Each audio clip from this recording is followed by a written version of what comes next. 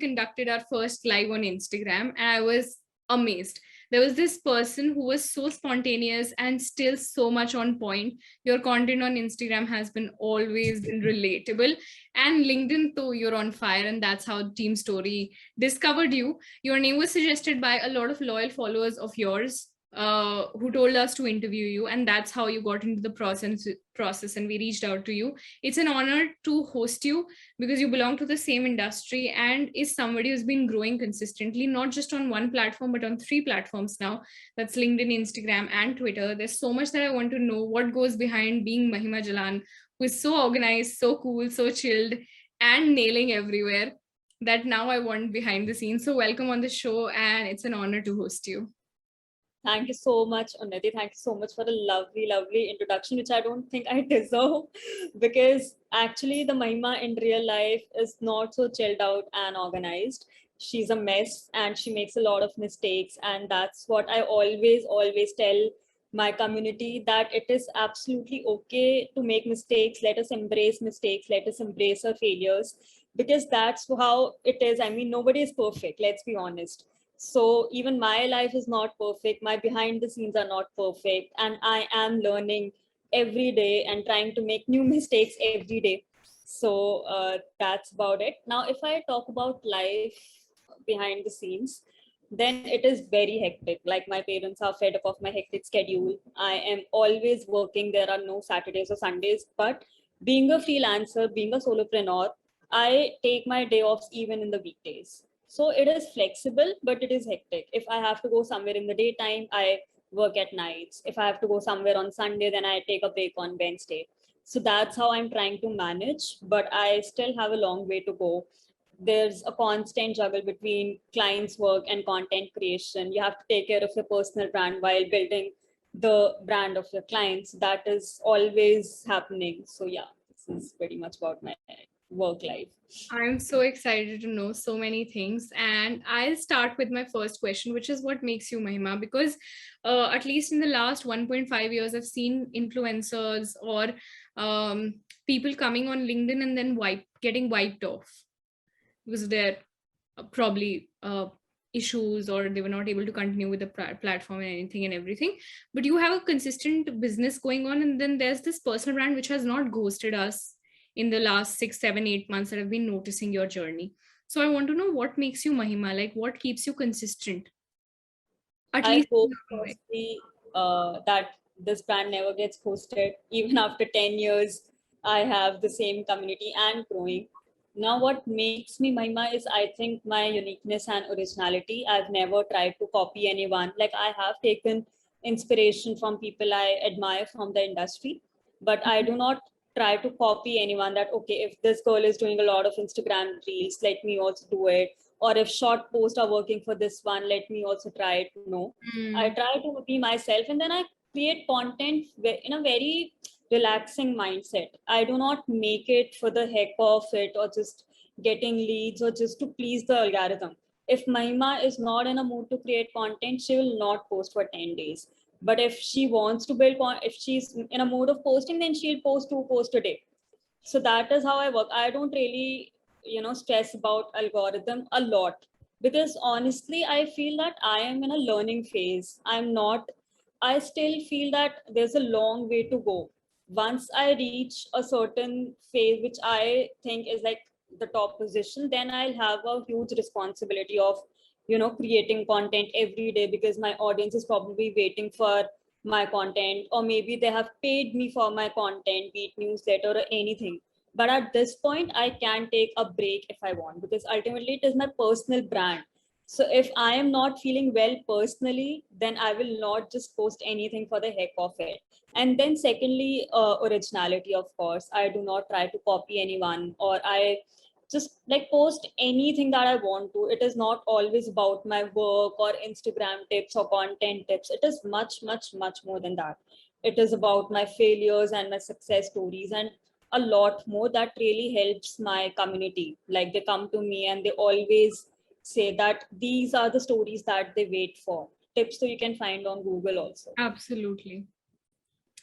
This is actually very right. I was talking to the founder of Digital Vidya yesterday, and I asked him, so they were the pioneers of digital marketing courses in India back in 2008, 9, something like that. And I asked him, didn't you ever think that your curriculum or anything would be copied? And he said, there are actually better free courses than our, you know, paid courses, but what's in for the students is the exposure and the kind of faculty members and the whole cohort learning thing and everything.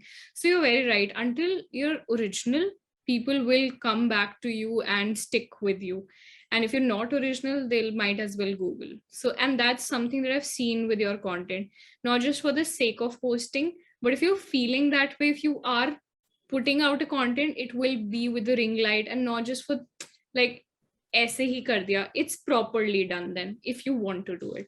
So yeah, that's very right. And now that gets me to the second question, where when did you start your LinkedIn journey and how it started? Okay, so I was on LinkedIn since a very long time. Probably after school, I created my LinkedIn account because I was in college and everyone, makes a LinkedIn account to get internships. But I was not active on LinkedIn, especially I was not posting anything.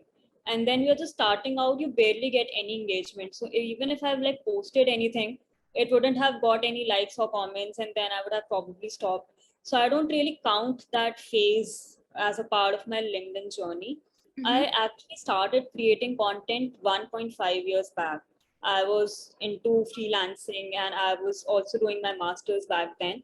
And I wanted to go to abroad, I remember. And for that, I needed some internship or some reason to go to abroad. It was February, and my mentor told me that apply on LinkedIn and you'll get some foreign internship and start posting about your work on LinkedIn. And back then there was no COVID assets, like it happened in March. Yeah. And this was in February. So that's when I started getting very active on LinkedIn, and I saw that I have like 2,000 followers. So I was wondering that how do I even have 2,000 followers when I'm not even active and I'm barely posting anything? And that clicked me that if people can follow me, like even when I'm not active, and then there is something, and let me just try. And while people were, craving about pandemic and they were just trying to sink in with the whole lockdown and everything, I was doing mad content creation on LinkedIn, and it just scaled my business like how. And then since then, there is no stopping.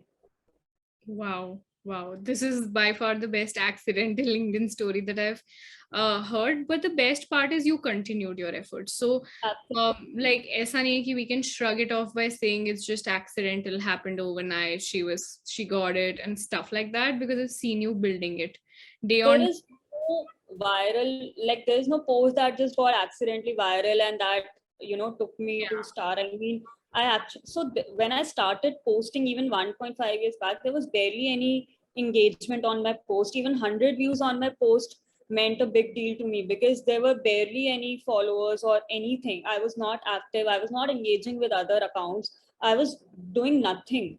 And even 100 views on my post were like, okay, yaar, like achhi baat hogi, even if I'm getting 100 views. But I did not stop looking at, less number of likes or anything. I mean, when you start out, you even don't get any leads as such because there's Yeah. no engagement and visibility. So it took a lot of time. It happened accidentally, but it happened with a purpose. And then there was no stopping because, and it is very difficult to, continue when you don't get any results initially, especially when you are new and you don't even know. So there's nobody to guide you. There's nobody to tell you how you can get, more followers or leads or how you can create content. I've done a lot of courses, but I did it after getting a good hang on all these platforms. Like I was not even aware about a lot of, like I was not aware about Web of Synthesis course in February when I started out. Otherwise, I would have done it then only. So doing it all alone without anyone help and, without any results is not easy. But Absolutely. something kept me going and now I'm here. Wow. And so, what's the biggest opportunity that LinkedIn has given you? My community is like the best thing that has happened to me. Like work-wise, I've got amazing opportunities. But honestly, I cannot compare because my highest paying client has not been my best client, and my best client is not my highest paying client. So there is no Wow. comparison. That's such a deep thing, by the way. Yeah. So it would be unfair to name the highest paying client as my best opportunity. but at the same time money matters, at least for me. So it is very difficult to pick one basically. But my community, so there have been days when I've thought of not quitting, but at least being a little less active on social media, and giving up on LinkedIn content creation or Instagram content creation. But my community keeps me going. Like, even if I don't post for days, it's not that they stop messaging me. There are times when I get messages from people from a community. How are you, Mahima? You're not posting from a long time. Is it all good with you? So that is the best thing that has happened to me, because after a certain point, we all get so busy in our lives that we don't really get time to keep a check on each other. Yeah. And imagine a random person asking me about my well-being. Like, that's a blessing. So this is what LinkedIn has given me, and I have a decent presence on other social media platforms, Yes. but hands down LinkedIn has given me the best community and results business wise. All right. So, how do you create or curate your posts on LinkedIn, given that they're super relatable, but also delivering value? So, how do you do that? Okay, so there is no fixed formula, but one thing that is always there is that, suppose if I do some mistake or I do some goof up with my client, I make sure that I share that with my community. So I make a LinkedIn post and I share it with my community. Or if I have a milestone to share, I share it with my community, along with adding some tips that can help them reach that milestone. So I always believe in sharing my personal experiences on social media that can help my community as well.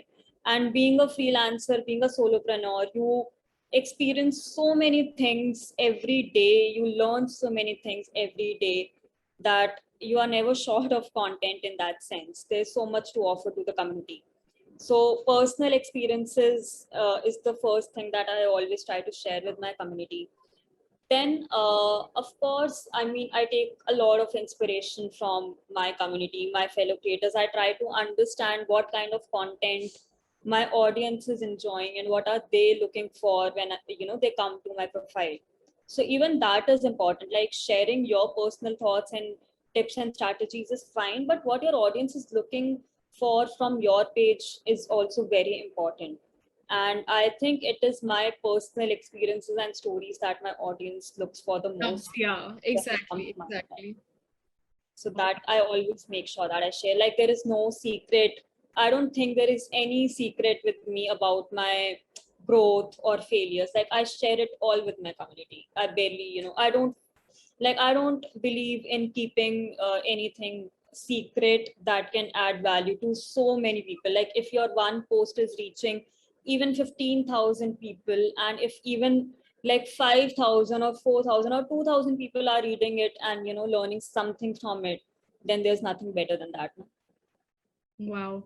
And what's the most heart-touching thing that has come back to you? For me, it has been somebody coming back to me and saying that, I had a really bad financial situation and your free content has helped me to get over and get my first client, stuff like that. What's the sweetest thing that has come back to you? So someone sent me a gift at my home.